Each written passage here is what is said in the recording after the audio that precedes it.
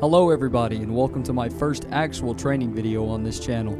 Unfortunately, a few days ago, the Cessna P92 that I was training in had a rough landing and one of the bolts in the landing gear broke. This caused the landing gear to break, which caused a sufficient amount of damage to put it out of commission until the sailboat with the right parts arrives from Italy. But thankfully, and most importantly, everybody involved in the incident is perfectly okay, and the plane will be repaired soon. So, as an alternative, today I will have my first training lesson in a 1985 Cessna 172P, which is 1,100 pounds heavier and a little bit bigger bird, but still just as much fun. Join me today as we depart on my first time flying a Cessna 172P.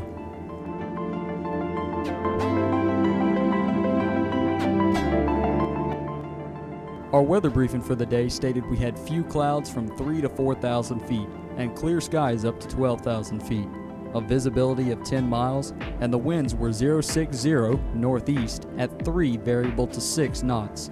No notices to airmen, and most importantly, no temporary flight restrictions or TFRs were in our area, which my instructor and I always double check before flight.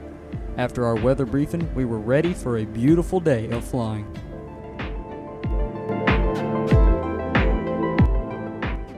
The first landing of the Cessna 172P went quite well. I had to adjust to the elevator, which is slightly less responsive on this bird than the stabilator on the Cessna P92, in which the whole platform on the tail moves and catches a lot more air. Another slight adjustment was getting used to pushing the carb heat knob back in on departure, instead of only having to push flaps and throttle on the Cessna P92. It's one extra knob, but in the moment of adrenaline while rolling down the runway, everything clicks pretty quickly.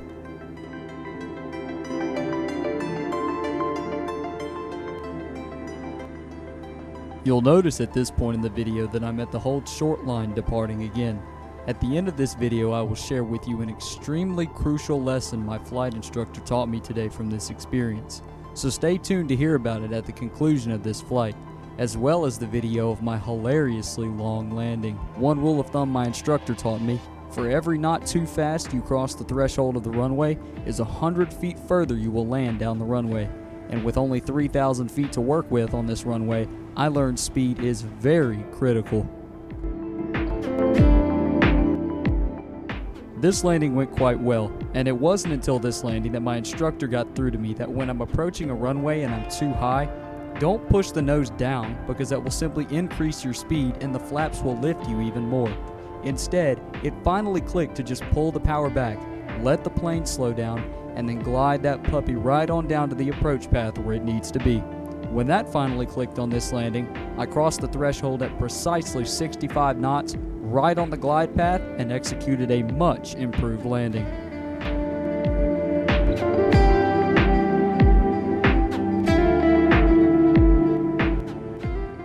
As if irony hadn't played its part in this video already, right after I learned this valuable lesson of speed and glide slope management, I cut my base turn too short, came in on very short final, and even idle power had us in high and hot to the runway. So, my instructor capitalized on this time to teach me yet another valuable maneuver: a go-around.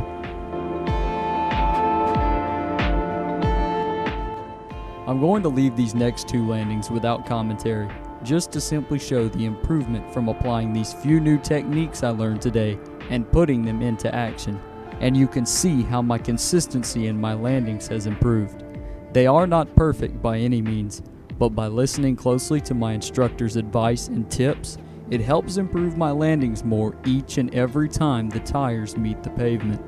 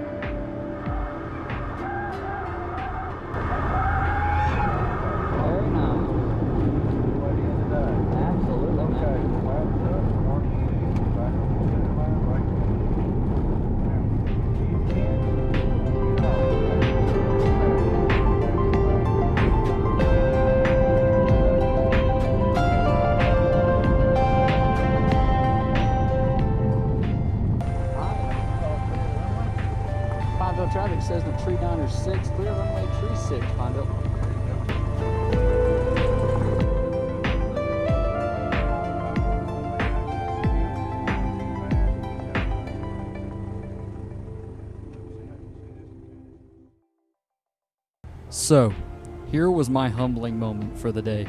I came in high and 5 knots too hot, and I told my instructor that we were good, even though he had just told me we were coming in too fast to make a go-around. As I flare the plane, we travel about halfway down the runway as you see here, with our wheels still off the ground, and I had to refrain myself from laughing when he said, "You see how we haven't touched down yet?" After touching down, as if I hadn't embarrassed myself enough, I pushed the throttle back in instead of the carb heat knob, which in my defense are both black knobs, but still, not exactly the best experience. So that was a double whammy on me, but a humbling lesson of the importance of speed management on shorter runways such as the one here. So, that was my first lesson in the Cessna 172P. Thank you all for watching and for all the wonderful support. And until next time, see you around.